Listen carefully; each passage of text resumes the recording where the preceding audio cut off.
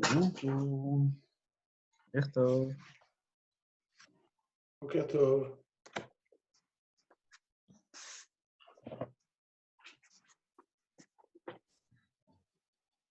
Alors, on va commencer la tefila.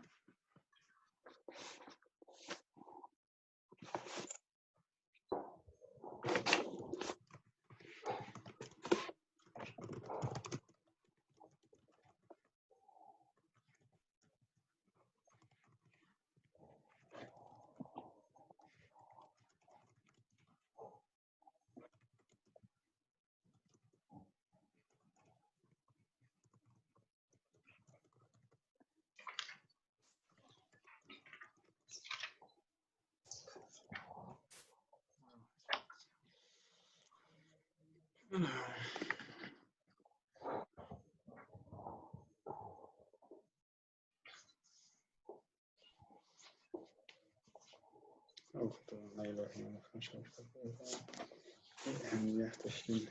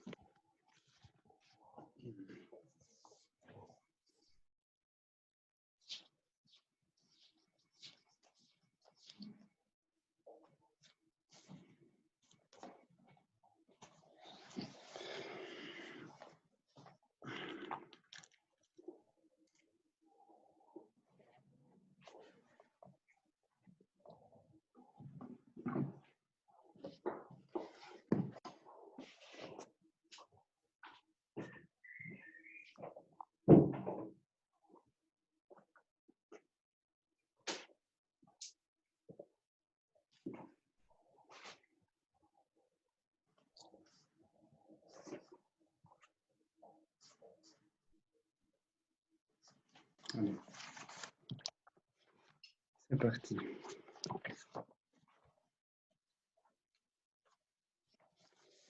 עד עולם מה שמעלה בתל מקריס נבלת נעשה בחפסו בזה מה שמרחבה אחרי כחד הכל לבדים אנחנו רובי והוא יהיה פתיפה רבה וכוון שלם של רבי לירש בתחליט לאורז ומשרה והוא אלי וחי גולי וצוחה והיצרה והוא ניסי ומנוסני מהכסים מחייב לפי רכיב את השבר הרכיב את הנגדו נראה אלוהי נשמה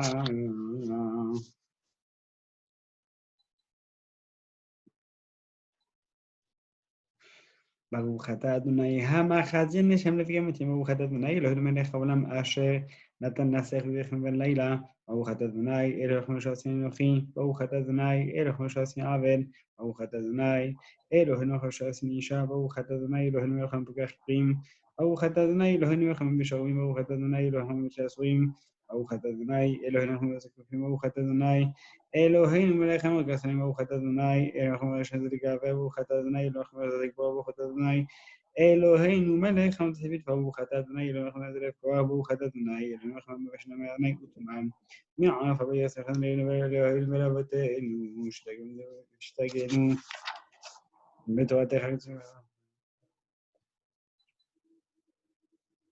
ברוך אתה אדוני כל מחסנו מישראל יהי רצון יפניך אדוני אלוהי ואלוהותי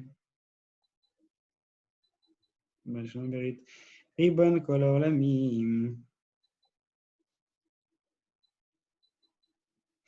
אבל אנחנו עמך בן בריתך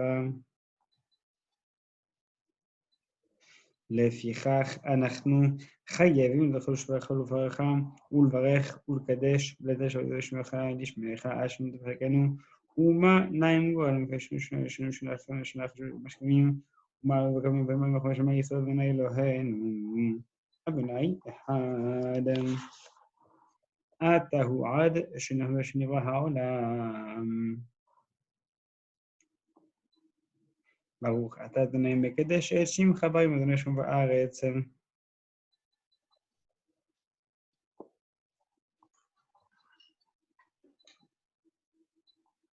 ברוך אתה אדוני אלוהינו מלך העולם אשר קידשנו מזלצים לעשה ולברנו וערבנו אלוהינו ברוך אתה אדוני המותנו ישראל ברוך אתה אדוני אלוהינו מלך העולם אשר בחר בנו מגלמים ונתן לנו את תודה ברוך אתה אדוני נותן התורה יברכך אדוני וישמרך יאר אדוני פניך ויחונקה יישא אדוני פניך וישמח שלום אלו דברים שניים שיעור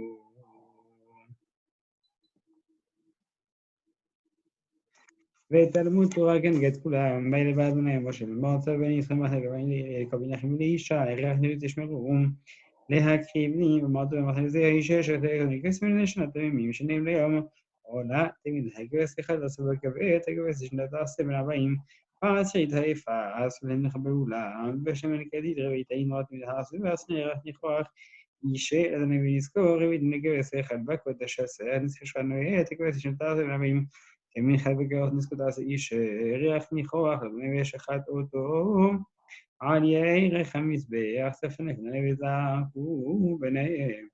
אהרון הכהן דמו, על המזבח סביב, איזו מקום של אזרחים.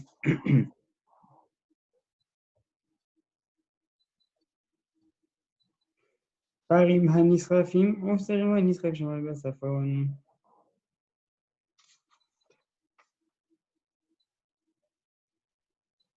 חטאת הציבור והיחיד.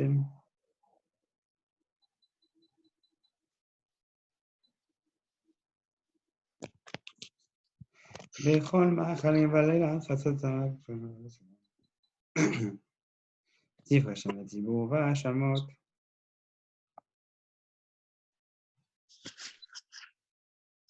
אהדון וקדשים קדים. וקדשים קדים. הרווחה מסורת הקדשים קדים.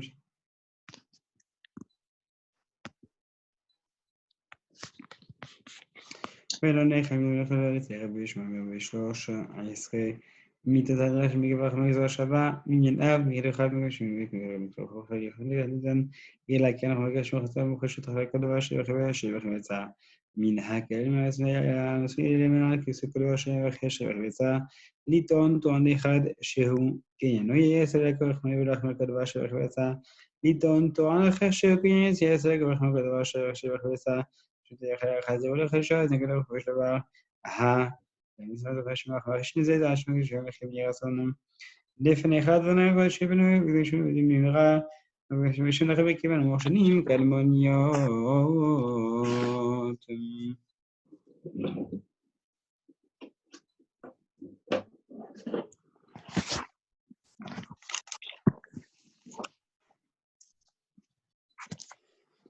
ברוך שמביא היה העולם ברוך הוא ברוך עושה בשימוש בו במקום ברוך על הארץ ברוך על הדגיות ברוך משנתר ברוך חי ברוך אדוני אלוהינו מלך העולם העין הרחמן המהול ירדף ימו משובח ומפואר בלשון חסידיו ובשירי דוד אחד בני אחד ולראינו בשבט ולקח שבחם וסטרנו יחידכם ושבע שם ברוכת אדוני מלך מהולל בתשבחות אדוני קראו וישמעו הודיעו ויעמדו שאלות המסורות וכנפלאותיו הידל בשם קודשו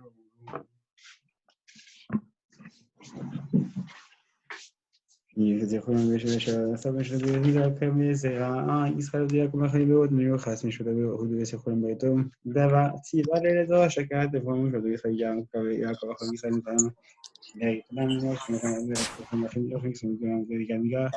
Karim Bahmedelakum Goim לכן המחלומים להשכו רווחים אל תיגעו בשחיים ונביאי אל תרעו שעודני כל הארץ בעשו מיום אני משעות תסמו מפתל כגון אלוהים ומרמר כל הקולים כי כל אלוהים ודני של מסעות את המפלאות ואחד במקומו ומשעות עודני כבבת ונגע שמייצא ובחליפה יש איש הרמר ורקש חומר והארץ על ציוונתי בטבעות ישמחו השם דגל הארץ ומקדנים לך עירם יום יותר היה סוף השמוע זנו כל העשייה ונקי ושובד את הארץ ונקי תבקי עולם חזום ואמרו הושענו דלו ישי וכבשנו דברים לגבי לשבוד שלך וזכרו חדוני אלוהי ישראל מן העולם ביד עולם ובואנו לבוא ואדוני לכם וישתחוו וישתחוו ולקשו ונשדוני וכם חבר עוון ולא יש חבר שבק את אדוני תרוס לכם עליכם החזכת מירת ויסרוני זכור לכם החזק מזמן ואדון שמלכים מצחיים ועוד בחזקים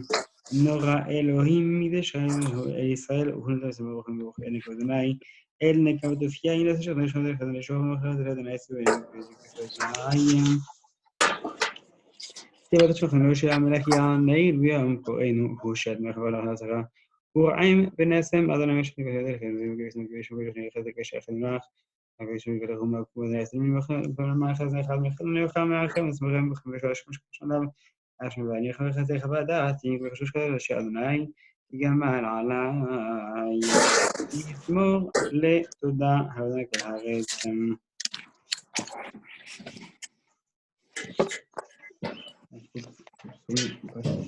יהי כאדוני לא משמע סביבי ישמע ברחמת אדוני מבש משמע ושמע לכם בכדוני אשמים מכדוני אדוני שכדוני זכר לדור אדוני בשמיים הכי כיסו מחלוקם ושכתו ושמע ואדוני יוחנן יחד ונכון ונכון ואדוני מחם ואדוני אז יגמס ונכון ונכון ונכון ונכון הצעת אדוני למתמן לחשוב מה יקום ויסמי ויבש מכאל כבחוריה ישראל לסגולתו אילו יטוש אדוני עמו ונחלתו לעזור חבו וישבשו אדוני השם מלך יעננו ביום קוראנו אשרי יושבתך עוד ילוך סלה השם וגשת השם בכל יום אבל חגש ותודה כבודך ודברי נפלותיך השיחה ועזוז נועדכם ומצוות חולים רחם אדוני אחד מצוות וכנסת גם השיחה ואחרי שיחד וכזאת ולהגיע לבני אדם מכיר בתוך מלאכם ואחדו מלך שלך ומצביע לכל חי רצון צדיקנו וחסק אדוני לכם רצון ששמונה וכתוב תהילת אדוני וברכת השם ושם קושן לעצמך כמעט עבד העם הללויה הללויה הלל נפשת אדוני אדוני בחיית מועלת יעדי לפתחו עומדים שם תשורת ושם דם השכן שיעקב בעצרו, ציון להיות שבת ושלמה שעושים מסכות שעשו אלוהי ירצה מדור ודור, הללויה.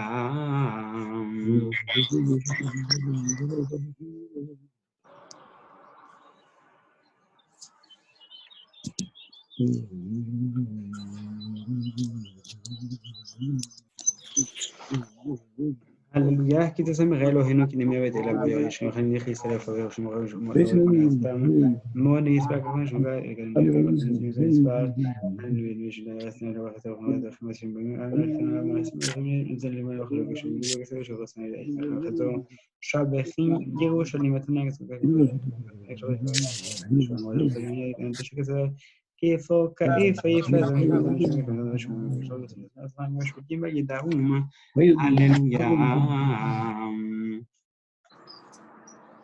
הללויה, הללו את אדוני מן השמיים, הללו במרומים, הללו במעפיו, הללו כתביו ומשום שובר כפור, הללו שמי השמיים, ומשמשים ושמי כי הוא תסכים ויאמר לך וכפרני ויעבור, הללו נתנים מן הארץ, הללו מקודמות אש וברג שלג וקיטור, או הסזל ואורים אחזו ירץ בחמרי לחודש וחמי מהארץ, וכנס ברג וחמי סרב של חמק וזה כנם יש כי יסגש מדו, הודו על ארץ ושמיים, וירן קרן ימות, תהילה לכל חסידים יסלם קרובו, הללויה, הללויה, שעוד נשי חדש, תהילתו בקהל החסידים, ישמע יסבוסיו, בני ציון, ימים וקמים ושמוחים יזמרו כזנים ושביע שהם בשואה, יעד זכנים ומשם וחמים בלב ולחם ימסק לסבר נקם בגויים, תוכחות בלאומים, לאסור מחלוקת ולעשות משבר כתוב, הדרו לכל חסידיו,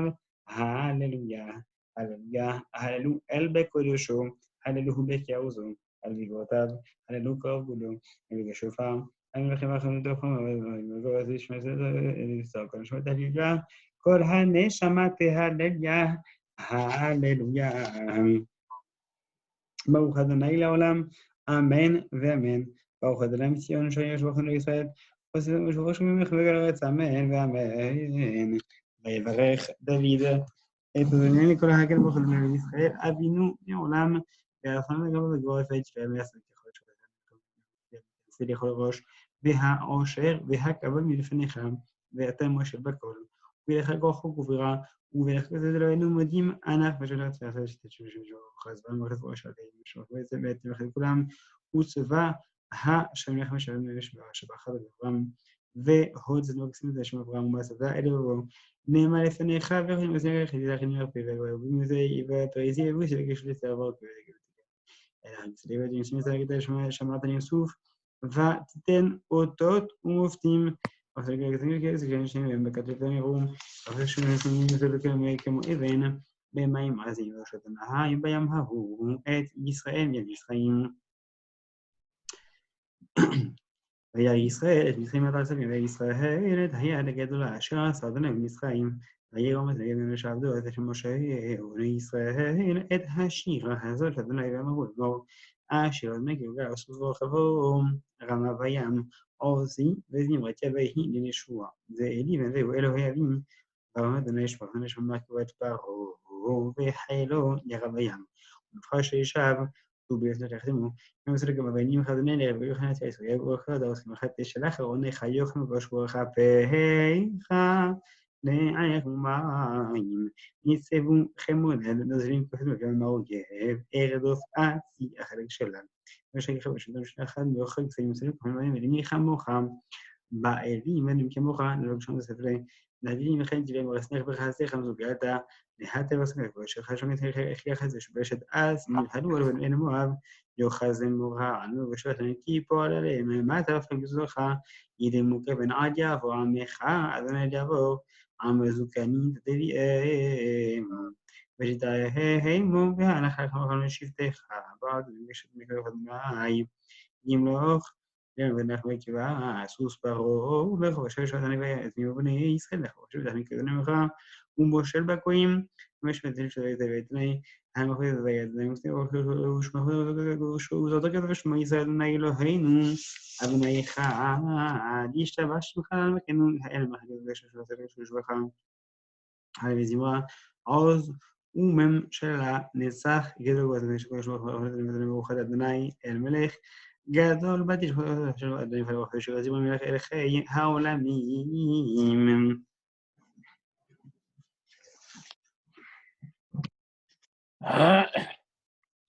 ברוך אתה אדוני אלוהינו מלך העולם יוצא אור וברכו ועושה שלום ובורא את הכל המאיר לארץ ולערים עליה ירחם ומחדש ולכם מעשה בראשית מה רבו מעשיך אדוני כולם בחוכמה עשית מלא הארץ כי עיניך המלך המרבים לבדומי אז המשובח ומפרנסים את אלוהי עולם הרחם הרבים רחם עלינו אדוני עוזנו צור מזכם גם משום אל ברוך גדול וחם.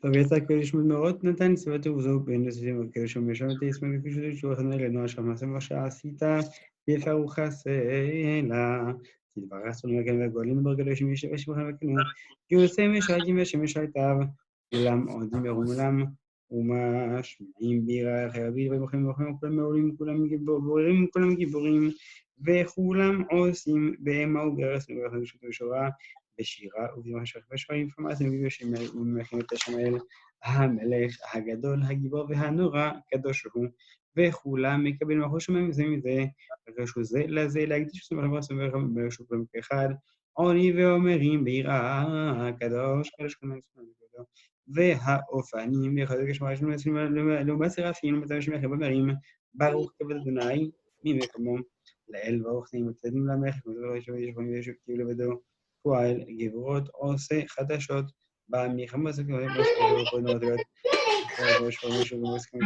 או חדש עד ציון ויזכה ברוך אתה אדוני יוצר המאורות אהבה רבה אהבתם אלינו חמלה גדול ורחמתנו אמרו אותנו שבת ורבה וכבד ורחצה ורגד לפעמים בנו רחמן אמרכם רחמנו ודמנו ורבה והאר עינינו בתורתך ודבק עם עמידותיך, שמך ולבש ותוליכנו ומתנו כפה ישועות תאמר לכם ברוך אתה אדוני הבוחר בעמו ישראל באהבה אל מלך נאמן שמע ישראל אדוני אלוהינו אדוני אחד.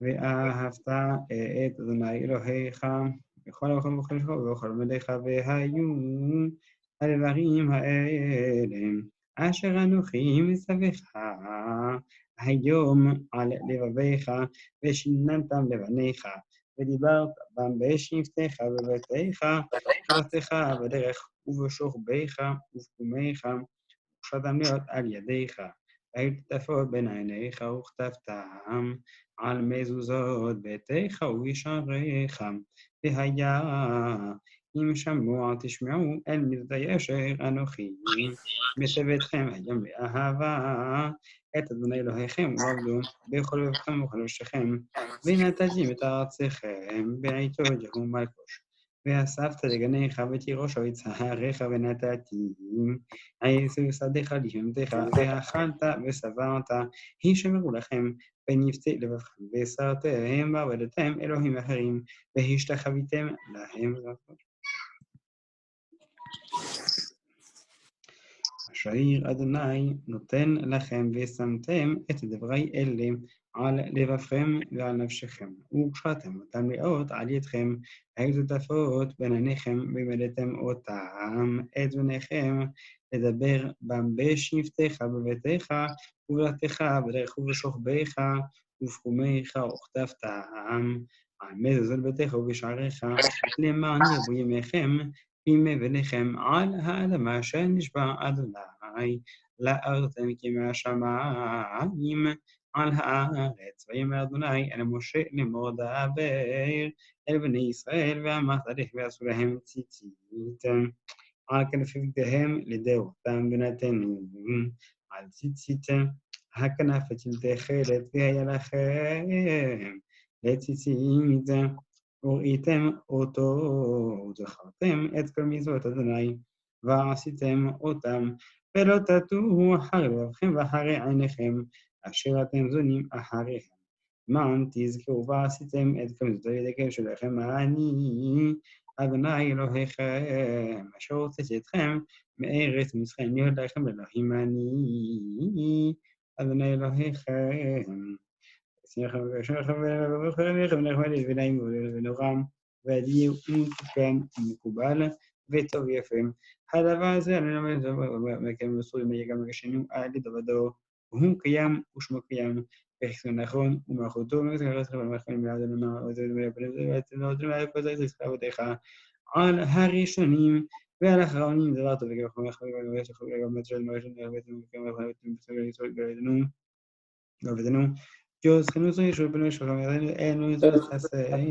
אז תבדקו עתה מעולם מגן ומושיע למחר ולא ברום עולם משה לכם שלח את הכספים שישמעו לכם את החסים ומתעתה הוא אדנו למחר ומתעתה הוא ראשון את האחרון ומבלעתך אין רק מושיע מזייגים אדנו ומבית עבדים פדיתנו כל בכוריהם הרגת ובכוח ישראל גאלתם ויעשו בהם בגרת ואם קיבלת ויום חמח שמחרת שרחובים ולא תניעו את זה שרחובים ירמים שרחובים וסיתם לפני זה וישם ולהבתהילות אל עליון ברוך הוא ומרום שישראל שליסים ולכני חנוכה באלים ונגרס שלנסה למשהו חדשם שיבחון גיל שבקצת לכם ולך ולזו ישראל ומה זה ככה שלא יסלם ויסלם שנסים ברוך שיסל ברוך אתה אדוני גן ישראל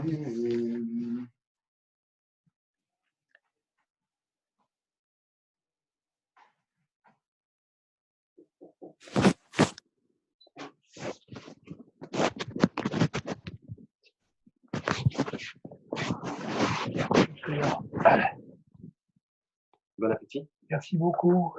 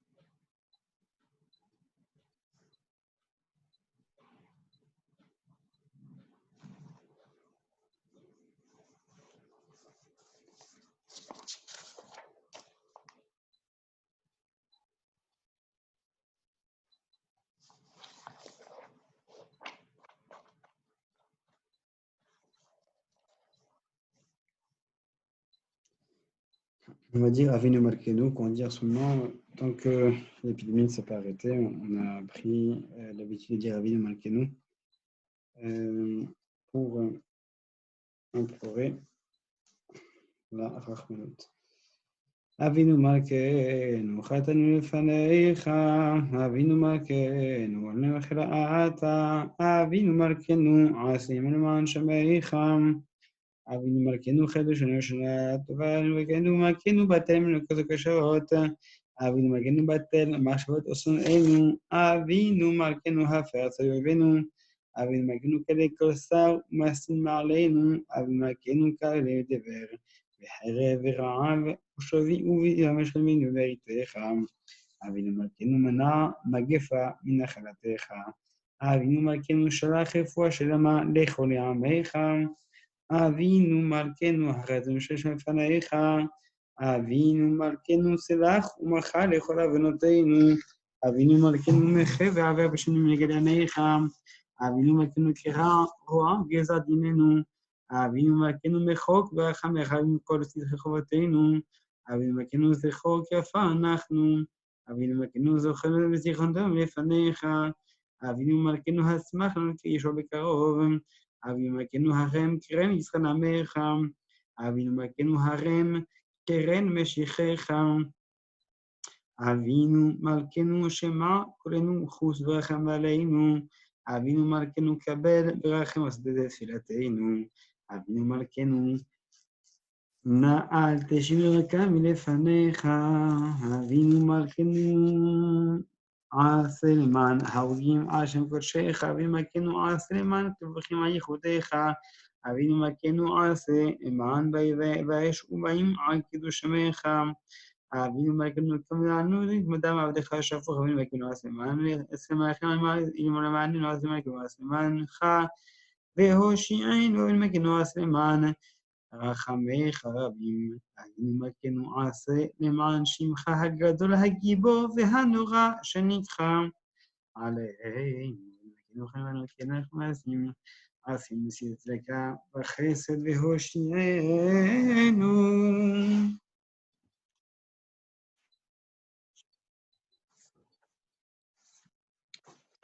אשר שבטיך דרך הסלע, השם שבטיך אליו, תהילה לדוד, ארומימך אלוהי המלך, עברך שמך אלוהיך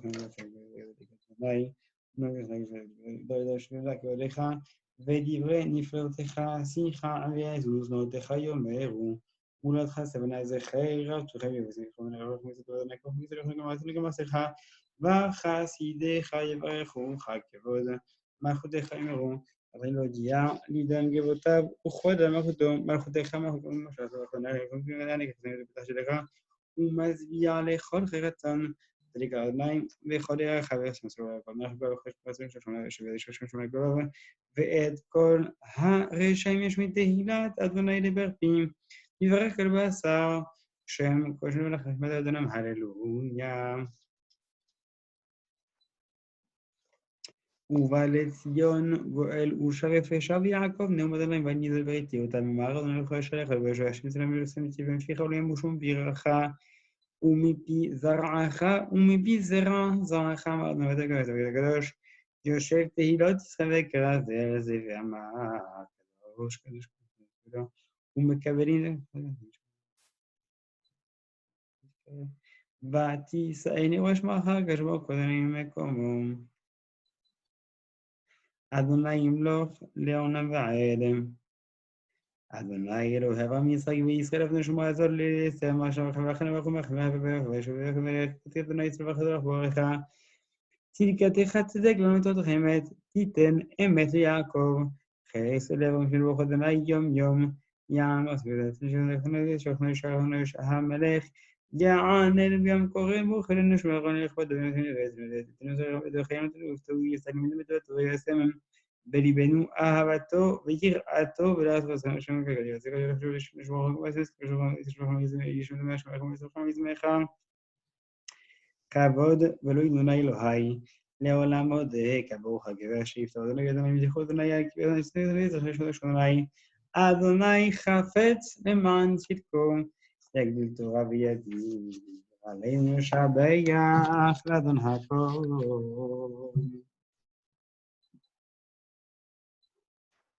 ואנחנו כל משתחווים כמו הקדוש ברוך הוא. על כן כבדך אדוני אלוהינו להיות מהרה בתפארת וזרעך להעלים מן הארץ.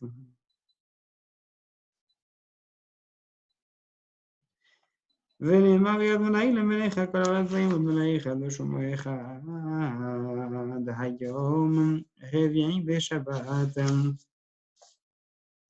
שבו היום מוגש גם לפני סג'י של על מתי ירשעים אדוני על מתי ירשעים יעזו יום וידברו עתקם יתאמרו כל פועל אבן עמך אדוני ידכאו ונחלתך יענו על מתי וגר יהרגו ויתם ירצחו יאמרו כל יהיה לא יהיה ולא יבין אלוהי יעקב ימרים בם עושים מתי תסכימו הנוטע אוזן לא ישמע אם יוסר עין לא יביתם היוסר גויים הלא יחייך המלמד אדם דעת אדוני יודע מחשבות אדם יהמה ולהשחיח הגבר שדי יסר אלויה ומתורתך תלמדנו להשקיט לו ממך עד יקרא להרשע שחט כי לא יטוש אדוני אבל לא יצליח שקיים יקבים מרים ניסים פועלי ואמי וליד מרס אלוהי לא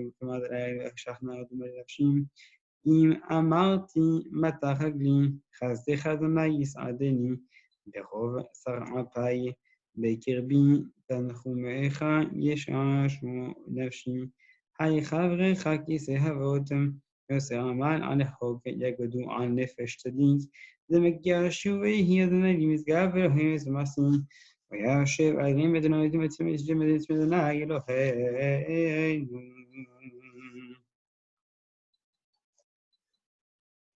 Alors,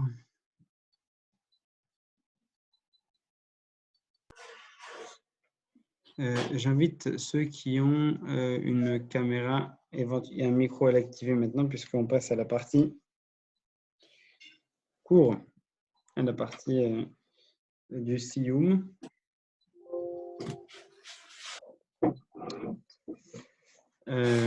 Histoire qu'on puisse se voir. Alors, ceux qui ont un micro, par contre, des haut-parleurs, il va y avoir un effet d'écho qui ne va pas être très agréable. Donc, si vous avez des haut-parleurs qui sont forts, mettez votre micro en muet pour ne pas que ça fasse un écho trop important.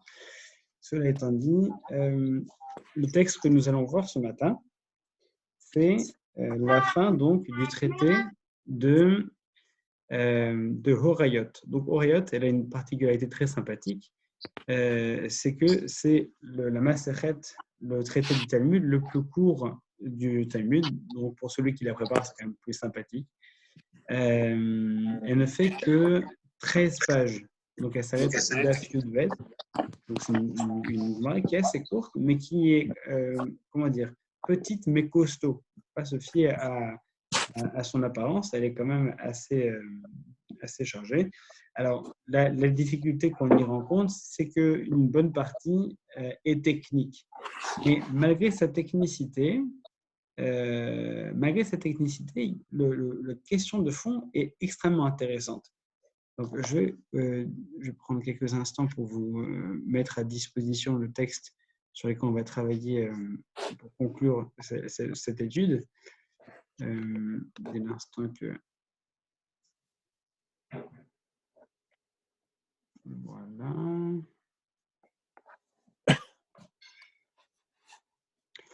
Oui, donc je disais que ce qui est fascinant, c'est que la question de fond, et ça commence, d'ailleurs c'est comme ça que la Masechet commence, c'est Horu Bet Din. Horayot, c'est la Hora'a. Vous savez ce que c'est qu'un moré?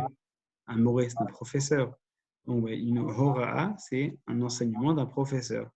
Donc, la question, c'est Horu Bet Din, lorsque le Bet Din a enseigné quelque chose, mais qu'il s'est trompé. Donc, c'est assez fascinant. Et toute la Masechet va tourner autour de cette question, qui va être: que se passe-t-il lorsque le Bet Din qui je ne vais pas dire qu'il est tout puissant, non, il n'est pas tout puissant, mais en tout cas, c'est lui à qui on confie la loi, on lui demande la halakha, et il répond à la halakha, des gens très compétents, il répond, mais il se trompe. Ça arrive de se tromper, n'importe qui peut se tromper, un tribunal se réunit, décide de quelque chose, mais il se trompe. Qu'est-ce qu'on fait dans ces cas-là? Et là, ça devient de plus en plus intéressant parce qu'on dit ça dépend de la personne qui reçoit cet enseignement. Si la personne est une personne qui n'a pas des connaissances étendues, ça n'est pas pareil que si c'est une personne qui a des connaissances étendues. Ça veut dire que si c'est une personne en fait qui est lui-même un sage, en fait c'est qui est lui-même une personne qui a étudié et qui est lui-même un enseignant, et donc il sait très bien qu'en fait il se plante mais royalement, mais ça l'arrange parce qu'en fait il dit finalement s'ils l'ont dit avec plaisir, donc à faire allons-y gaiement quoi. Si c'est pas mis ce coup-ci. Vous savez, c'est comme dans un contexte différent, mais par exemple, on a dit cette année, on peut faire le CEDER communautaire de Pessah, on peut le faire par Zoom. Alors, il va y avoir différents types de réactions, c'est exactement cette idée-là. Donc, il y a un Beddin qui s'est réuni, qui a dit, voilà, c'est permis de se réunir, de faire une réunion par Zoom au CEDER de Pessah, étant donné que c'est compliqué tout ça. Donc, on va tous se voir par Zoom. Donc, c'est un avis d'un Beddin qui est celui du Beddin qui s'est réuni. Et ensuite, il va y avoir différentes réactions. Il y a la réaction de ceux qui disent « moi, j'y connais rien, donc pourquoi pas ?» Donc, ceux-là, ils vont le faire, mais uniquement parce que on leur a dit que c'était pas mis. Il y a ceux qui vont dire ça me paraît étonnant, je vais me renseigner. Il y a ceux qui me disent à mon avis c'est évident, mais moi ça m'arrange. Donc et donc c'est justement toutes ces réactions qui vont être d'une certaine manière développées dans le début de cette masérette, qui est ça dépend. Si c'est lui-même un sage, c'est-à-dire que lui-même il est capable de connaître la halakha de par lui-même, mais il se dit bon, puisqu'ils l'ont dit, je me range derrière, moi ça m'arrange bien, alors qu'il sait que c'est interdit, et entre-temps, le Bedin finalement se rend compte qu'ils se sont trompés, tous les gens qui les ont suivis, ils n'ont fait finalement que respecter la loi parce qu'ils n'avaient pas de connaissances suffisantes, ils n'ont fait que respecter la loi de ce qu'on leur a enseigné. Ils sont ptourim, ils sont dispensés d'apporter à l'époque un sacrifice lorsqu'on avait commis une faute par manque de connaissances ou involontaire. Alors que celui, par contre, qui savait que c'était interdit, mais qui s'est dit, bon, maintenant qu'ils l'ont dit, je me range d'ailleurs, lui, c'est très différent parce qu'il ne rentre pas dans ce compte-là, puisqu'en fait, il ne s'est pas basé sur leur avis pour permettre, il s'est basé sur son avis parce qu'il savait que c'était interdit, mais il l'a fait donc en toute connaissance de cause que c'était interdit, il a juste utilisé leur avis. C'est différent de se baser sur un avis ou utiliser un avis. Donc ça, c'est le traité de Warriors qui en soi est fascinant. Rémi, on te voit en double. Tu as deux caméras, c'est ça? Non? Si? Ouais, voilà. Très bien. Deux caméras, c'était toujours mieux qu'une. Tu as bien raison. Donc ça, c'est le début de la masséchette. J'essaie de vous envoyer un fichier en même temps que je vous parle.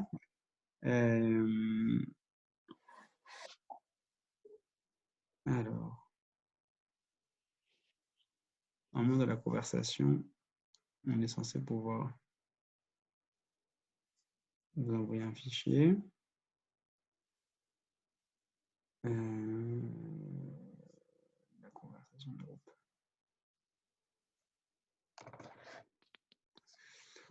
Je sais pas pourquoi je n'arrive pas à envoyer. Peut-être que si je fais ça, ne bougez pas.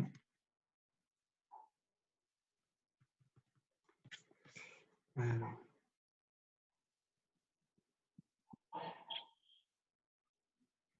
Bon, c'est pas grave. Lorsque ça arrivera, je vous partagerai l'écran, c'est aussi simple. Donc voilà, donc ça c'est le début de la macérette, c'est comme ça que ça commence. Et donc c'est une macérette qui est petite, mais qui est fort sympathique. Moi, ce que j'ai fait pour que vous puissiez profiter de l'ensemble de la macérette, c'est que je vous ai choisi des morceaux qui m'ont marqué au cours de la Maseret. Donc, dans chaque page, un petit morceau. Comme ça, on verra ensemble un petit morceau de chaque page. Et ensuite, on conclura ensemble les dernières lignes donc de la Maseret Horayot. Donc, Daf Bet, c'est ce que je vous ai dit à l'instant, c'est le concept du Beddin qui enseigne et qui se trompe. Donc, on apprend plusieurs choses. D'abord que le Yachid, celui qui n'a fait que suivre l'enseignement parce que il n'a fait que suivre l'avis des gens, des sachants, quoi, des gens compétents. Donc, lui, il sera pas tour. Alors que celui qui a utilisé cet avis, alors que celui qui c'est un avis, lui, par contre, sera chayav. Lui, sera l'obligation d'apporter un sacrifice. Donc, dans Daf Gimel, une autre citation intéressante, qui est la suivante, c'est, par contre, il y a un écho, je ne sais pas qui est-ce qui fait l'écho, c'est un peu pénible. Donc, encore une citation assez fascinante qui est Ein magzirim gzera, elain ken rov hatibur yecholim lamod. C'est-à-dire qu'on n'a pas le droit d'instituer, c'est-à-dire d'imposer une gzera, c'est-à-dire un avis rabbinique, lorsqu'on sait que les personnes à qui on va l'imposer ne pourront pas voilà, ne pourront pas supporter cette xéra. C'est-à-dire qu'en fait, c'est facile de dire à partir de maintenant, c'est interdit. Mais on n'a pas le droit volontairement d'imposer quelque chose d'un coup lorsqu'on sait que les personnes ne pourront pas supporter la difficulté de l'institution, de l'interdit institué. Donc ça, c'est quelque chose qui est développé dans le Daf Gimel et qui est dit, voilà, depuis toujours, même depuis Moshe Rabbeinu, on a toujours fait attention à faire en sorte de demander donc à la communauté des choses dont on était sûr qu'elle pourrait assumer la responsabilité et les conséquences. Si on sait que les personnes ne pourront pas suivre, ça ne sert à rien de le faire dans tous les cas, parce que c'est interdit d'imposer quelque chose que les gens ne pourront pas suivre. Évidemment, quelque chose qui n'est pas indispensable. Quand on veut avancer, quand on veut imposer des principes, d'accord, pourquoi pas, à condition que les gens puissent suivre derrière. Et donc, ce principe est basé sur un texte, évidemment, dont le principe est développé donc, en Daf Gimel. En Daf Dalet, à la 4e page, donc, on a le cas du Hacham Talouy. Donc, le Hacham Talouy, on en parle plusieurs fois dans la Masechet. En fait, on en parle plusieurs fois dans plein de Masechet différentes, mais comme il n'est pas très connu, alors je voulais vous en parler. Mais très rapidement, qu'est-ce que c'est le Hacham Talouy? C'est un sacrifice qu'on apportait lorsque on avait commis un interdit, mais dont on n'était pas sûr, c'est pas qu'il y a un doute sur l'interdit, c'est qu'on n'est pas certain que l'interdit a été transgressé. C'est-à-dire, en fait, je ne me souviens pas si à ce moment-là, peut-être que j'ai fait, peut-être que je ne l'ai pas fait. C'est pas que je ne sais pas si ce que j'ai fait est permis ou si c'est interdit. C'est juste que je ne me souviens pas exactement dans quelles circonstances je l'ai fait. Donc, peut-être que j'ai transgressé l'interdit, peut-être pas. Il est taloui, il dépend de quelque chose. Alors, mais du coup, pourquoi est-ce qu'on offrirait un sacrifice sur ça? Si finalement on n'a pas, si ça se trouve, on va offrir un sacrifice alors qu'en fait on n'a rien fait du tout, on n'a aucun moyen de vérifier. Le problème, c'est qu'on n'a pas le moyen de vérifier. C'est dans le cas où on n'a pas le moyen de vérifier ce qui s'est passé, parce que le temps est passé, que personne ne peut nous renseigner. Alors pourquoi est-ce que malgré tout on a un sacrifice à offrir? C'est d'expliquer dans cette masséchet, parce que si on a laissé passer, en fait, c'est que si on paye ce sacrifice, c'est parce que on aurait pu lever ce manque de précision. On aurait pu, en fait, si on s'était renseigné suffisamment tôt, on aurait pu savoir si on avait transgressé un interdit ou pas. Mais en fait, c'est juste qu'on arrivait à un moment donné où, comme on n'a pas donné assez d'importance à l'interdit, donc en fait, c'est passé tout seul. Et donc, on s'est trouvé dans une situation où soi-même on s'est informé parce qu'on ne sait plus si à l'époque on l'a fait ou pas. Et ça découle du fait qu'on n'a pas donné assez d'importance. Donc, en fait, ce Hacham Taloui, il ne vient pas vraiment sanctionner la faute en elle-même, mais le fait qu'on ne se soit pas suffisamment éveillé est rendu sensible à l'interdit en question. Auquel cas, on aurait été dès le début débarrassé donc, de cette question. On aurait pu vérifier si on avait transgressé ou pas. Alors, juste que vous sachiez, je vous ai mis tous j'ai bloqué votre micro pour ne pas qu'il y ait de parasites, donc vous pouvez le réactiver, hein, bien sûr, si vous avez des questions, pour que je puisse vous entendre. D'après 5e page, la co-responsabilité des tribus, dans laquelle on va parler des sacrifices qui sont offerts au nom de la communauté tout entière. De quoi il s'agit? Il s'agit du cas où Morou Beddin, le Beddin a enseigné une loi, et en cours de route, la loi a été suivie par tous, mais, manque de peau, la loi était fausse. Le Beddin s'est trompé. Et ça a fait le tour. Il y a eu plusieurs tribus qui ont souscrit à cet enseignement. Et on dit, voilà, à partir de 6 tribus avec la majorité des personnes, ou là à partir de 7 tribus, même s'il n'y a pas la majorité du peuple, eh bien, on considère que toutes les 12 tribus doivent venir apporter un sacrifice. Mais les pauvres, il y en a au moins 5. Il y en a au moins 5 qui n'ont absolument rien fait. Ils se sont bien comportés. Mais malgré tout, étant donné qu'il y a une co-responsabilité de toutes les tribus, eh bien, on ne peut pas, on considère que chacune d'entre elles a également une responsabilité. Elle n'a pas transgressé quelque chose, mais elle a une co-responsabilité.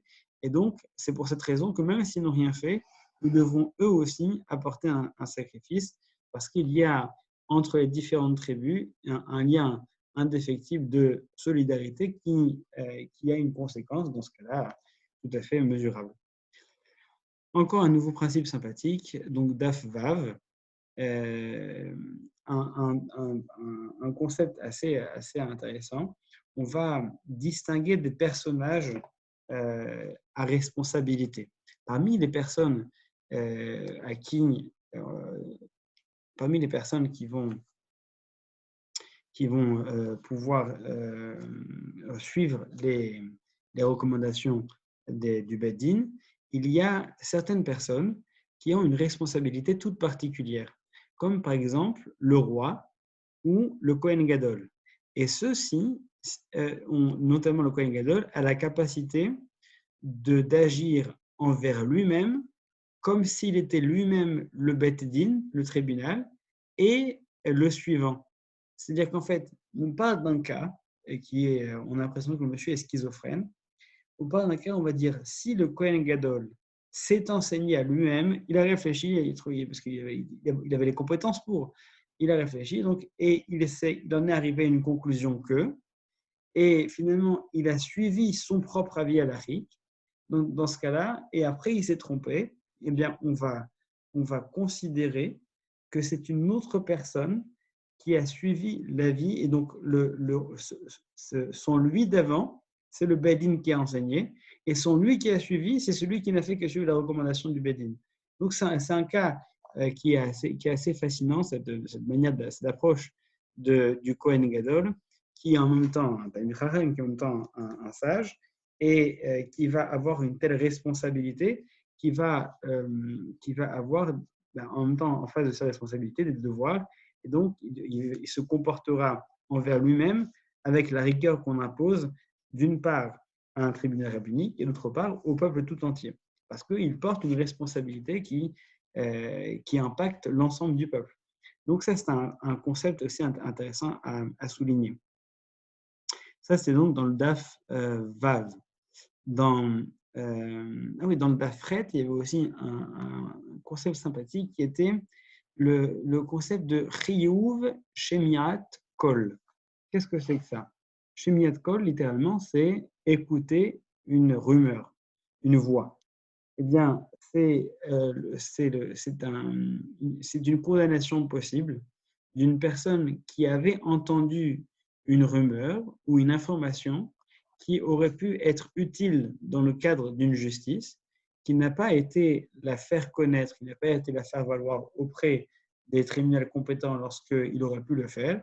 Et donc, cette personne-là va être condamnée et il aura un chiyuv shmiat kol parce qu'il avait une information qui aurait pu être importante à un moment donné et il a fait de la rétention d'informations et donc il y a une condamnation spéciale pour ce type de personnes-là. Donc, qui refuse de donner une connaissance qui aurait pu être utile. dans le Daf Tet, on nous parle du cas du Kohen Gadol qui a été destitué ou du roi qui a été destitué.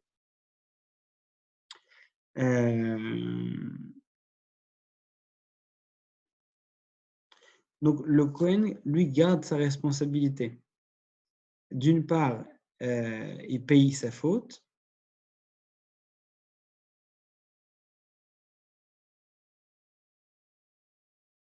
Oui, c'est ça. Donc, c'est quoi, c'est d'accord qu'il garde sa responsabilité. On parle du Kohen Gadol ou du roi. Bon, ils ont une vie. Au début, lorsqu'ils sont nés, ils ne sont pas nés rois, ils ne sont pas nés Kohen Gadol, mais ils le sont devenus en cours de route. Ce sont les choses qui arrivent. Mais imaginons que l'un comme l'autre ont dû être destitués, par exemple, suite à un défaut physique. Le roi, par exemple, s'il était lépreux, on a un exemple. En fait, lorsque le roi devenait lépreux, il était automatiquement destitué.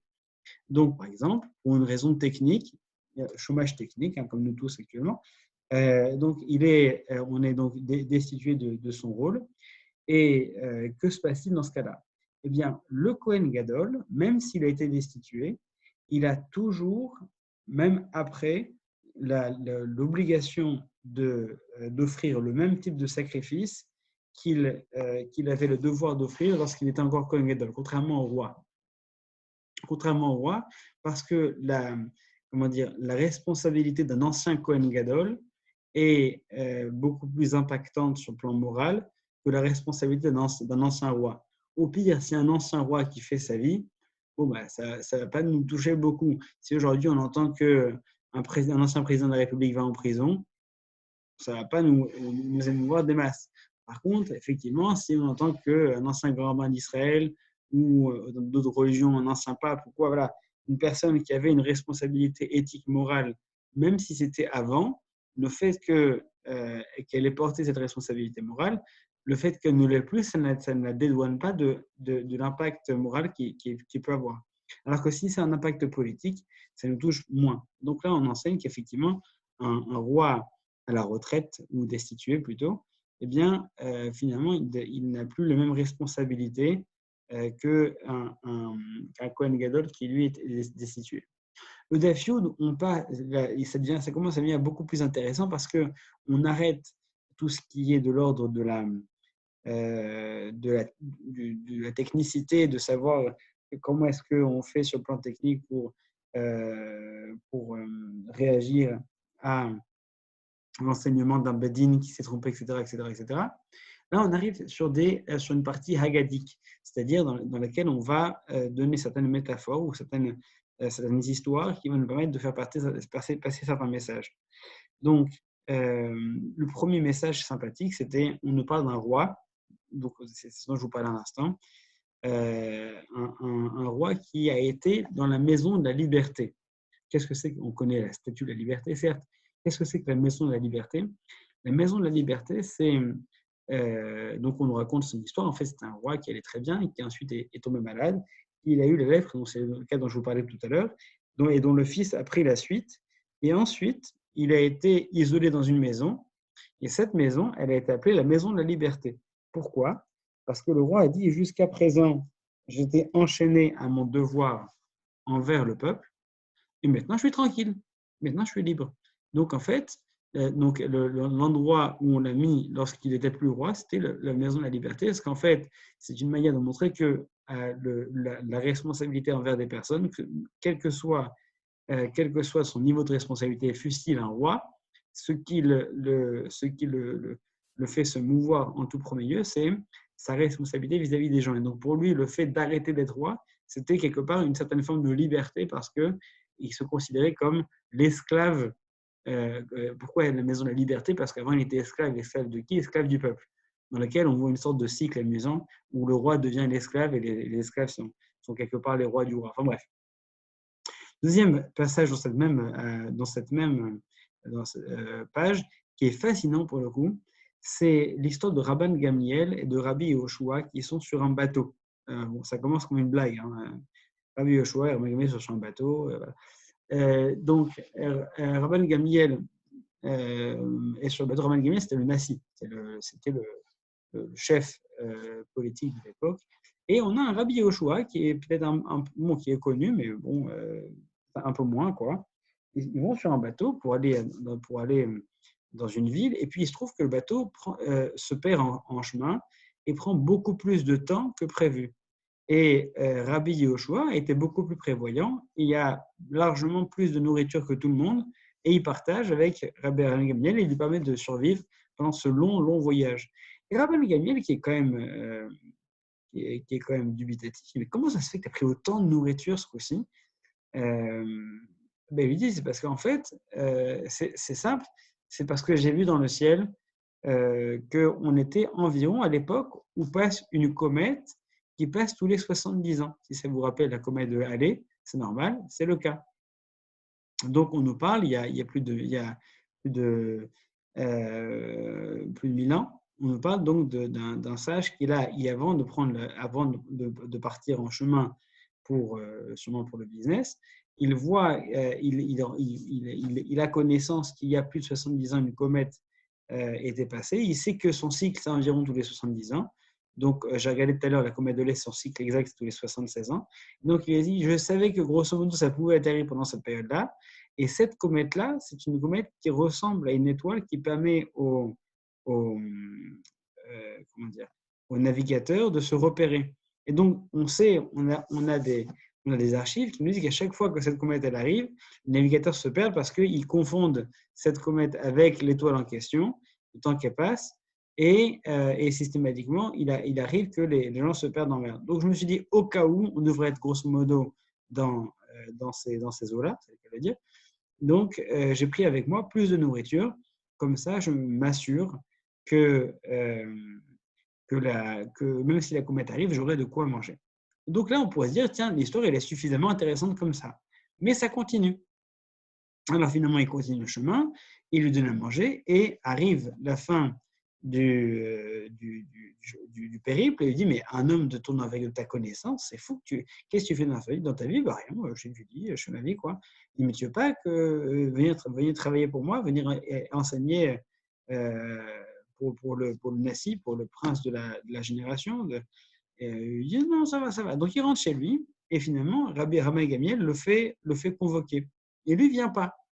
Et il ne vient pas une première fois. Et donc, il le refait convoquer. Donc, du coup, il ne va pas faire 2 fois l'affront. Il y va. Et Rabbi Gamiel dit, mais tu crois que la première fois, je t'ai fait venir pour te donner des honneurs, pour te donner de la richesse? Il dit, mais bon, il se trouve que oui, c'est le cas. Mais en fait, sache que la paye que je vais te donner et les honneurs que tu auras, ce sont des chaînes. Je suis venu pour t'asservir, je suis venu pour t'offrir de la servitude, un petit peu comme le roi dont on parlait tout à l'heure. Et qu'en fait, que toi, ne t'inquiète pas, si tu as peur d'avoir des honneurs ou d'avoir une paye, sache qu'en réalité, ce que je t'offre, c'est surtout, et d'abord et avant tout, une responsabilité, donc des devoirs envers des gens. Donc en fait, c'est un cadeau empoisonné que je te fais, n'aie pas peur, tu peux l'accepter tranquillement, tu vas te rendre compte très rapidement qu'en fait, il n'est pas un cadeau si extraordinaire. Alors en fait, on enchaîne dans les passages d'anthologie qui vont rester célèbres. On va parler ensuite, dans la même page, du principe qu'une mitzvah peut être une avera en même temps. Une mitzvah peut en même temps être une avera. C'est en fonction de la personne qui le fait. Par exemple, on nous parle des filles de Lot. Les filles de Lot, lorsqu'elles se sont trouvées, après la catastrophe de la destruction de Sodome et Gomorrhe, se sont trouvées, elles pensaient que l'ange les avait sauvées, elles pensaient être seules. Et donc, elles se sont retrouvées à se dire la nuit, les seuls représentants de l'humanité, c'est nous deux, les 2 filles de Lot, et Lot, notre père. Donc, pour faire en sorte que nous puissions faire prospérer l'humanité, on va le faire boire, et lorsqu'il aura bu, il ne saura plus reconnaître, il ne sera plus un sera, on le forcera à avoir des relations avec nous pour faire en sorte que l'humanité puisse survivre. Et donc, cette action est en même temps une mitzvah et en même temps une avera. Elles le font pour repeupler l'humanité, mais en même temps, c'est de l'inceste. Donc, pourquoi est-ce que c'est une mitzvah? Parce que l'intention est une intention de mitzvah, mais l'action est une action d'une avera. On va voir d'autres cas comme ça qui sont des cas un petit peu complexes. Par exemple, oui, donc en fait, on dit pourquoi est-ce que donc qui représente la partie mitzvah de l'acte? Ce sont les filles. Qui représente la partie avera de l'acte? C'est le père. Pourquoi le père? Il était sous. Qu'est-ce qu'il a fait? Pourquoi il considère que c'est une avera pour lui? Et parce qu'en fait, le père, c'est pas, il a été partie prenante. Mais comment tu peux dire ça? Il l'avait fait boire. Oui, c'est vrai qu'elle avait fait boire, mais le premier soir, elle avait fait boire, et quand il était complètement dans un autre monde, l'aîné est parti avec lui.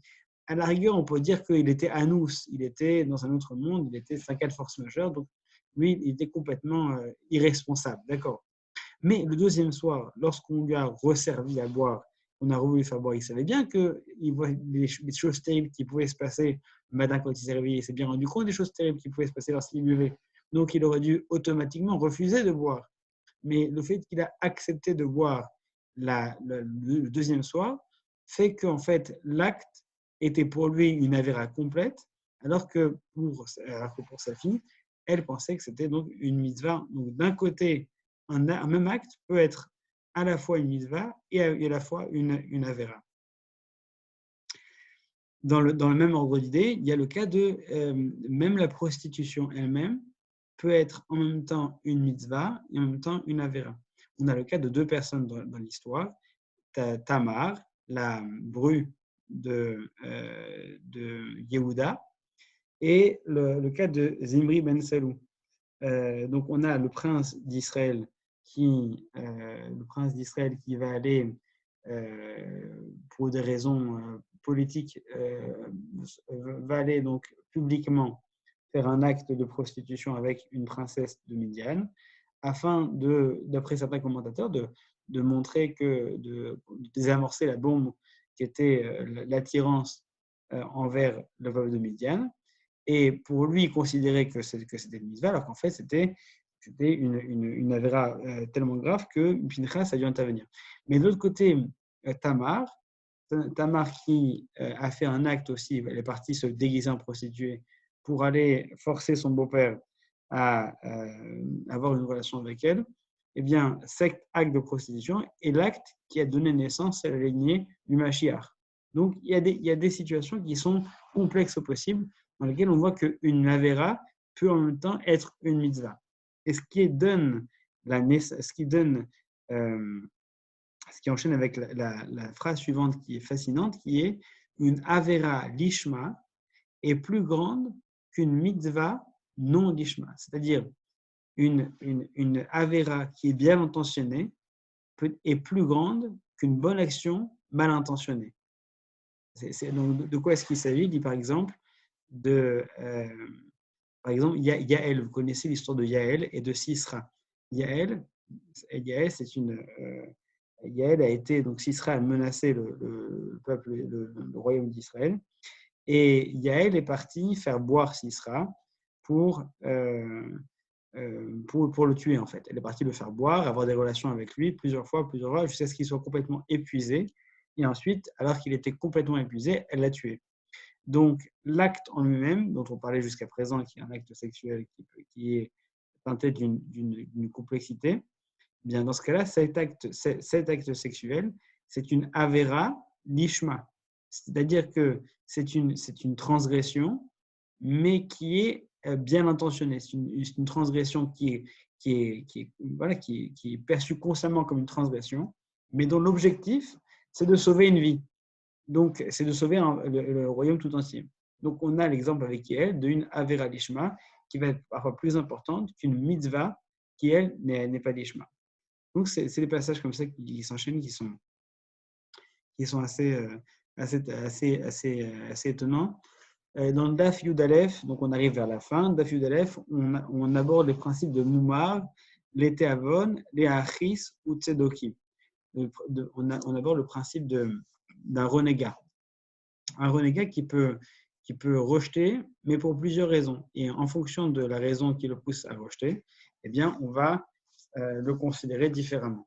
Si c'est un moumar, l'été avon, c'est-à-dire qu'en fait, c'est une personne qui mange pas cachère, par exemple, mais littéralement, c'est l'été avon parce qu'il a faim. il a faim, donc il mange pas kasher parce qu'il a faim. Ça veut dire quoi? C'est-à-dire qu'en fait, il va en bas de chez lui, c'est plus simple, il a la nourriture. C'est pas qu'il souhaite ne pas manger kasher, c'est pas ça. C'est qu'en fait, c'est plus simple pour lui, donc il mange pas kasher. C'est pareil, la viande en bas elle coûte moins cher à l'Intermarché qu'à l'Eli Market, donc il va aller s'acheter sa barquette de paleron pour faire sa dafina. Et pour lui, effectivement, il fait quelque chose d'interdit qui pourrait même être grave, mais il le fait l'étavon, par appétit. C'est pas pour énerver, c'est pas un méchant, c'est par appétit. De l'autre côté, on a le moumar, les hachaïs, celui qui est un renégat, mais pour énerver. Et lui, en fait, par exemple, il va boire du yaïn nesser, c'est un vin de libation. C'est un vin qui va servir dans le culte d'une idole. Donc, il n'a aucun intérêt à boire ce vin-là. Il n'a qu'à prendre n'importe quel vin qui n'est pas dans ce cadre-là. Mais lui, il va faire exprès d'aller boire ce vin-là et d'aller chercher ce vin qui n'est pas courant, d'aller chercher ce vin qui a sa libation et le boire parce qu'il sait que c'est interdit. Et donc là, ce n'est pas parce qu'il a faim, c'est parce qu'il a envie de se poser en opposition.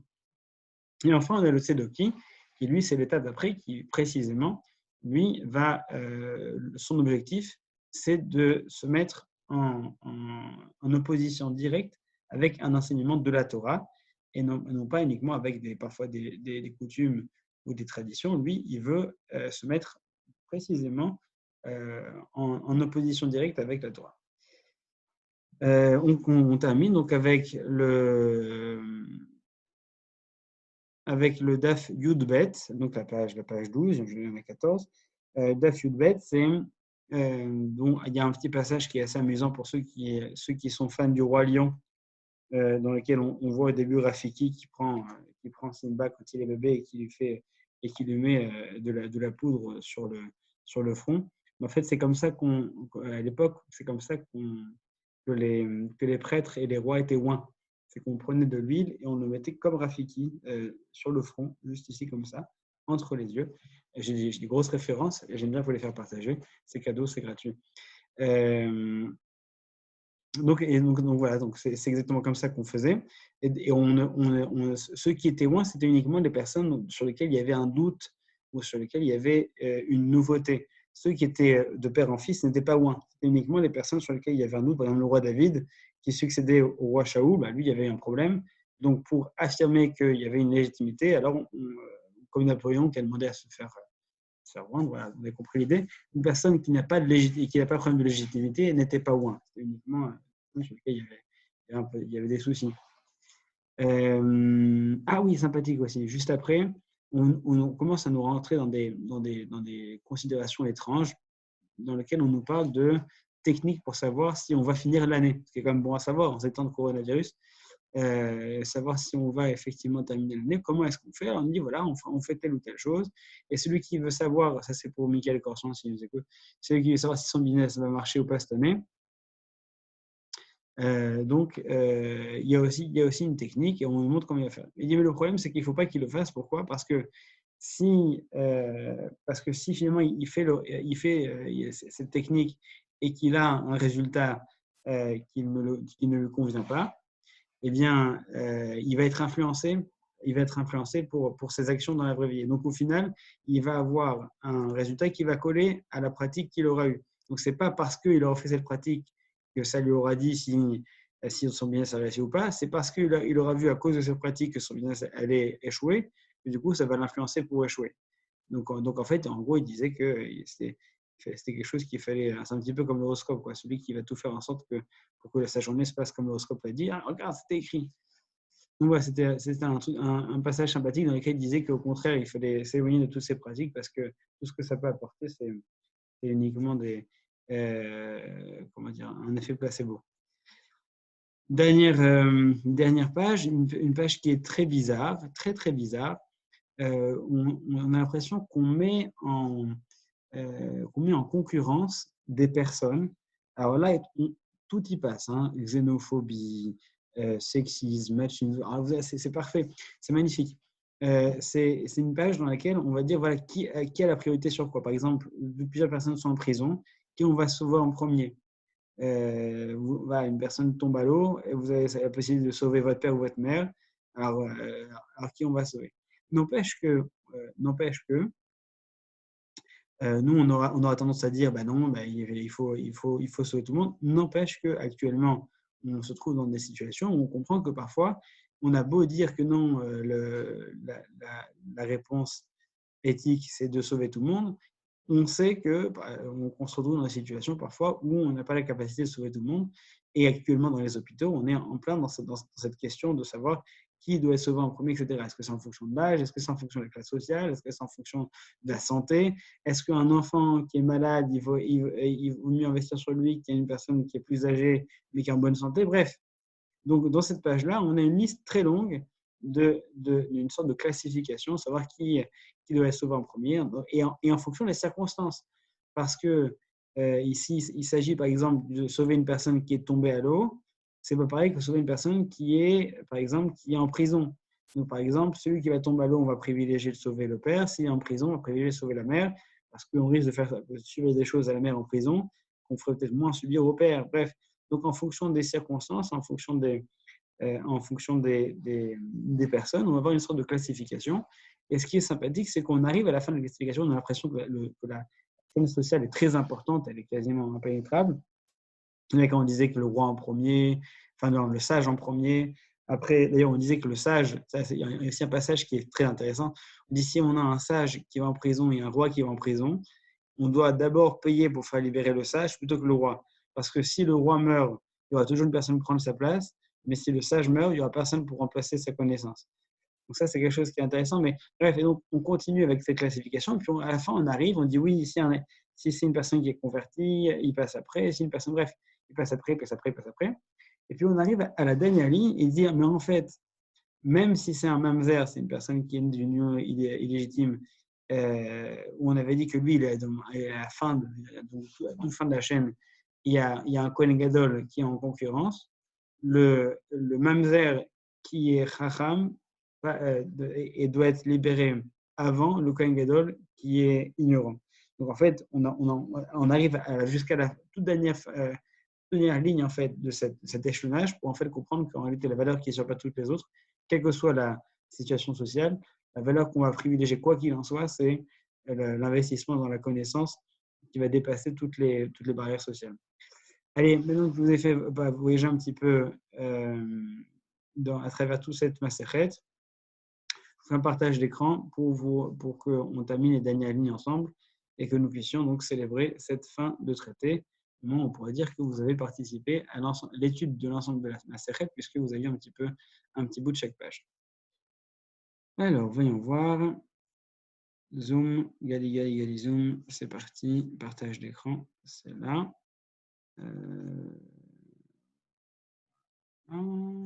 Partager. Alors.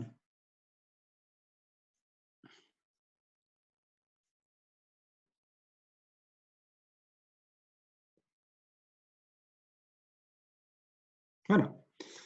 Alors, je vois si vous voyez. Je vais réactiver vos micros.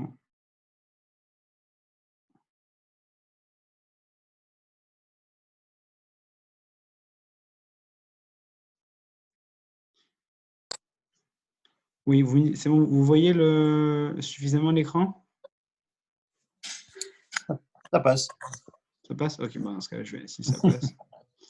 Si ça passe, normalement, je vais avoir l'option pour l'agrandir. Non, mais c'est bon. Pardon. Ok. Si c'est bon, alors allons-y. Voilà, donc on arrive ici. De quoi ça parlait jusqu'à présent? C'était, oui, une histoire abracadabrandesque d'un coup d'État au sein du Beth Midrash. Ça pourrait faire un type de polar. Donc, un coup d'État dans le Beth Midrash. C'est quoi ce coup d'État?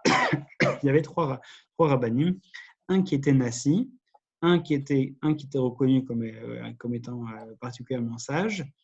Et donc le Nassi, c'est un petit peu le chef politique. Et le troisième, Promis. Pardon?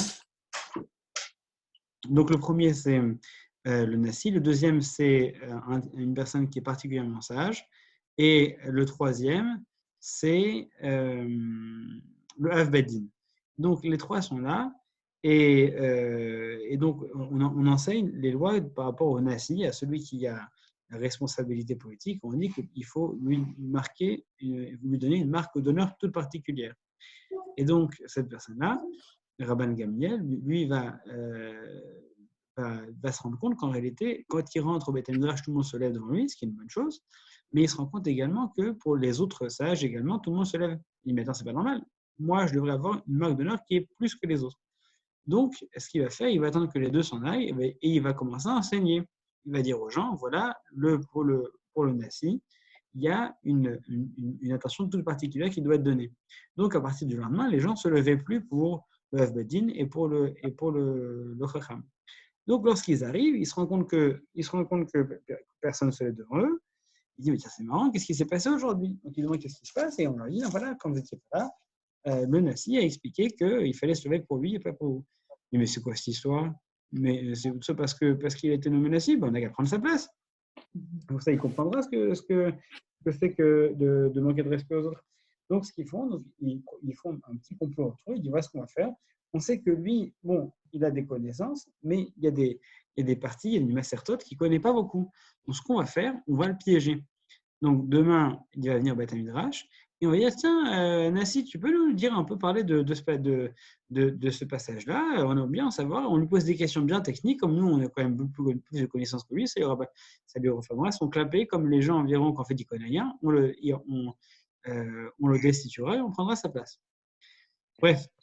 Donc, le lendemain, et donc, il y a une personne qui était là à côté, qui entend ça, qui est effaré. Il va, et ce qu'il fait, il dit, le problème, c'est que j'ai peur que c'est pas tant la démarche qui l'embête, parce qu'effectivement, le Nassi n'avait pas à se comporter comme ça, mais ce qui gêne, c'est la honte qu'il va avoir, et il n'a pas envie qu'il ait honte. Donc, ce qu'il fait, il va se mettre à côté de l'endroit où le Nassi étudie, et il va commencer à chanter très fort pour étudier le passage sur lequel il va interroger le lendemain.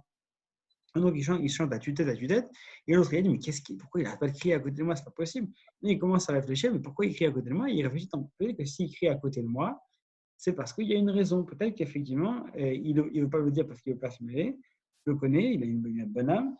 Donc, c'est sûrement qu'il veut me faire passer un message. Donc, ouais, peut-être que c'est pour ça. Donc, ce qu'il fait, il écoute attentivement l'autre qui est en train d'étudier et il retient absolument tout. Il se prépare à fond pour le lendemain.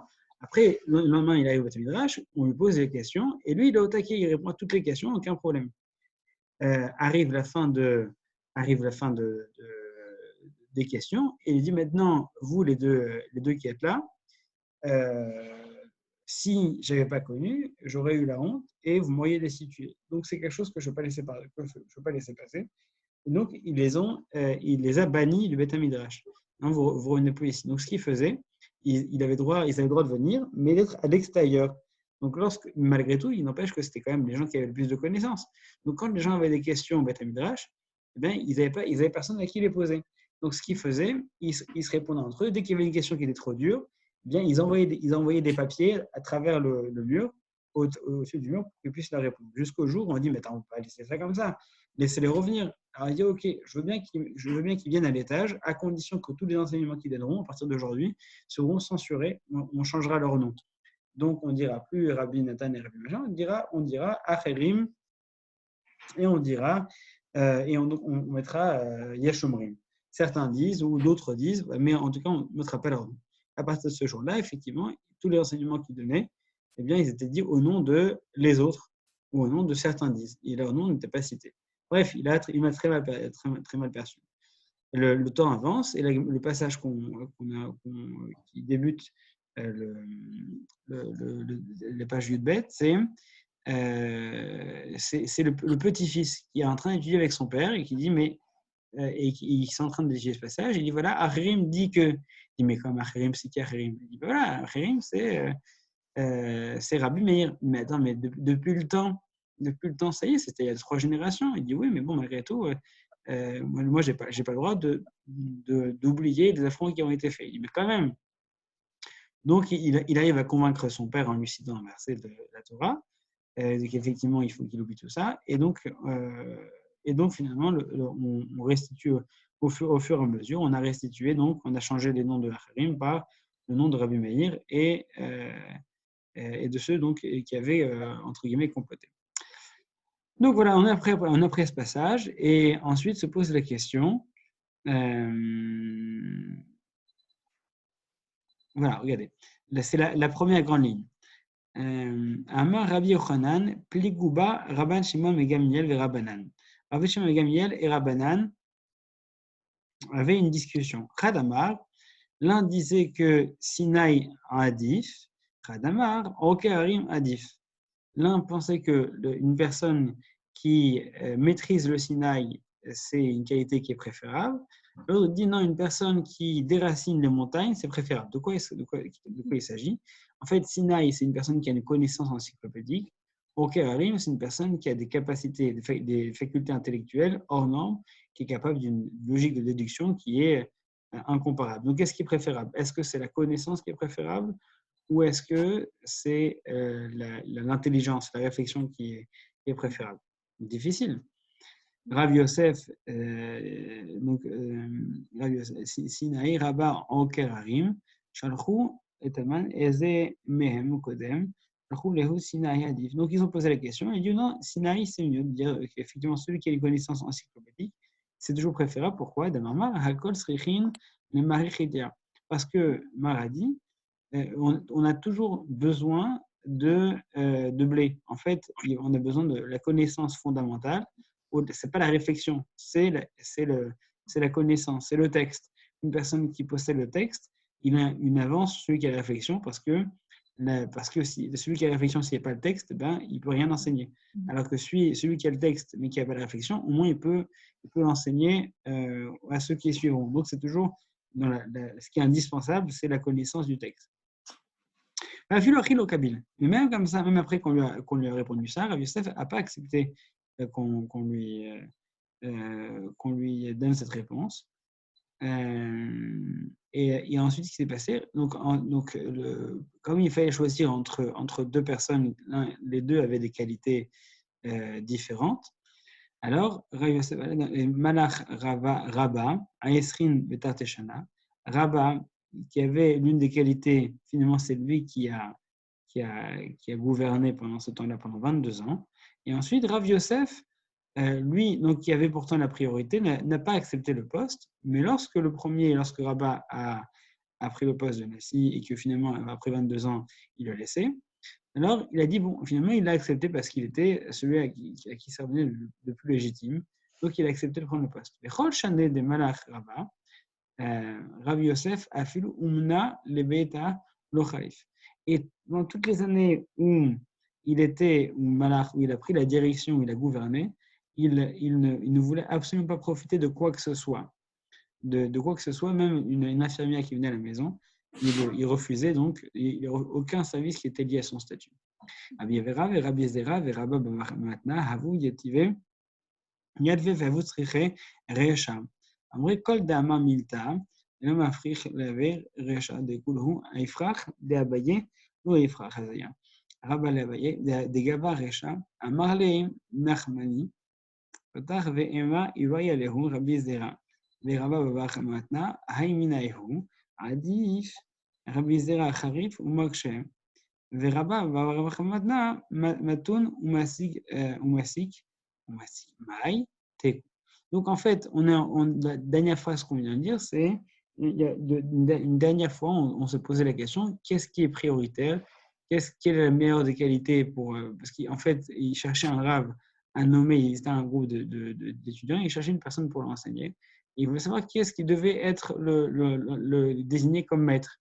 Et donc, chacun avait des qualités différentes. Et donc, il y en avait un qui était... il y avait Rabbi Zera et Rabba Bar Matna. Il y en a un qui est Rabbi Zera Harif ou Makshei, lui qui est très percutant intellectuellement, il pose de bonnes questions. Rabba Matna, lui, il arrive avec ses questions, il arrive à les lorsqu'il voit grâce à ces questions qui sont bien percutantes, il arrive à les décortiquer et à trouver des réponses qui sont satisfaisantes. Dans ce cas-là, qu'est-ce qui est le mieux? Est-ce que c'est l'un qui trouve les réponses ou l'autre qui se pose les bonnes questions? C'est coup, il n'y a pas de réponse. Donc, en fait, c'est que les deux, c'est la combinaison des deux qui formait le duo parfait pour mener un enseignement équilibré. D'un côté, des questions percutantes pour remettre en question certaines choses, et poser les bonnes questions de côté, et capable également de trouver l'apaisement en formulant des réponses adaptées et construites. Voilà, c'est ainsi que se termine la Masechet de Horayot. On va donc dire le texte qui suivra, et ensuite vous pourrez aller manger pour célébrer cette fin de traité. Hadran alach Masechet Horayot, Vadrach alan da'atan alach Masechet Horayot, ודעתך עלן. לא נתנשה מנך מסכת הוריות ולא תתנשה מנן לא בעלמא הדן ולא בעלמא דעתה. On recommence, דעתך מסכת הוריות והדרך עלן, דעתך דעתן עלך מסכת הוריות ודעתך עלן. לא נתנשה מנך מסכת הוריות ולא תתנשה מנך לא בעלמא הדן ולא בעלמא דעתה. הלך מסכת הוריות והדרך עלן, דעתך הלך מסכת הוריות ודעתך עלן. לא תתנשה מנן מסכת הוריות ולא תתנשה מנך מנן ולא בעלמא דן ולא בעלמא דעתה. ירא השם לפניך אדוני אלוהינו ואלוהינו, שתהא תורתך ואמונתנו בעולם הזה ותהא עמנו לעולם הבא. נחמן פאפה, אחר פאפה, אבא מרי בר פאפה, רפחם בר פאפה, רכיש בר פאפה, סורחה בר פאפה, עידה בר פאפה, דרו בר פאפה. הרבנה אדוני אלוהינו את דבר תורתך בפינו בית ישראל, ונהיה אנחנו ושצאתנו וצאצאינו בית ישראל כולנו יודעי שמך ולמד תורתך ומאויבי תחכמני מזותך כי לעולם יהי ליבי תמים בחוקיך למען לא אבוש, לעולם לא אשכח פקודיך כי בא מחיתני ברוך אתה אדוני למען חוקיך אמן אמן אמן סלע ועד.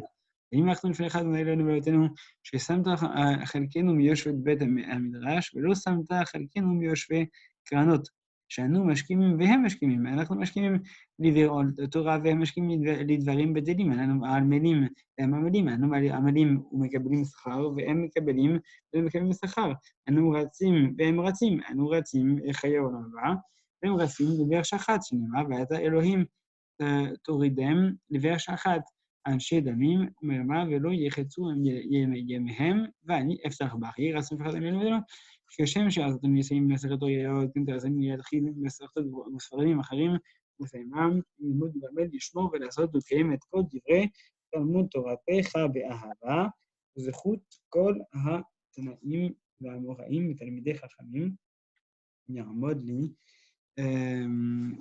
ולעזרי ושלא תמוש התורה מבי ומבי זרי וזרע זרי עד עולם ותקיים בי והתעליך תנחה אותך ושורבך תשמור עליך והקיצות ההיא תשיחך כי בי ירבו ימיך וסביבך ושנותכם אורך ימים במדינה וישמח ושולך ואדוני סלמתנו ירבותם בשלום. On termine donc ici, pas de Kaddish ce matin, manifestement parce que c'est raison évidente, mais en tout cas, nous vous remercions tous d'avoir suivi ce Siyum en direct et je reste à votre disposition si vous avez des questions sur les jours à venir et sur les halachot qui pourraient vous intéresser en cette période de confinement qui peut poser des questions particulières. Donc, dans pas longtemps, on va falloir commencer à brûler le chametz. Si vous avez un jardin, vous pouvez le brûler. Sinon, vous mettez de la javel dessus pour que ça le rende impossible à consommer. Ensuite, vous le mettez à la poubelle. Moi, par exemple, hier, quand j'ai la poubelle, je vais aux toilettes. Par exemple, hier, au lieu de recouvrir d'aluminium, j'ai recouvert de scotch fin en papier, ce qui fait que ça passera tranquillement à la poubelle. Sinon, si vous voulez jeter aux toilettes, mais si vous voulez le jeter à la poubelle, le seul moyen, c'est d'abord de le rendre complètement incomestible. Donc, de mettre de la javel dessus suffisamment pour que ce ne soit pas consommable même pour un animal. Et ça, c'est le cas pour tout chametz. Donc, il ne faut pas oublier de jeter ces poubelles d'ailleurs avant l'horaire limite de la possession du Hametz. Et la consommation, je crois que c'est autour de 10h40 et la possession, c'est 11h57. Vous avez les horaires dans les newsletters et dans les informations qu'on a envoyées hier également. Est-ce que vous avez des questions, chers amis?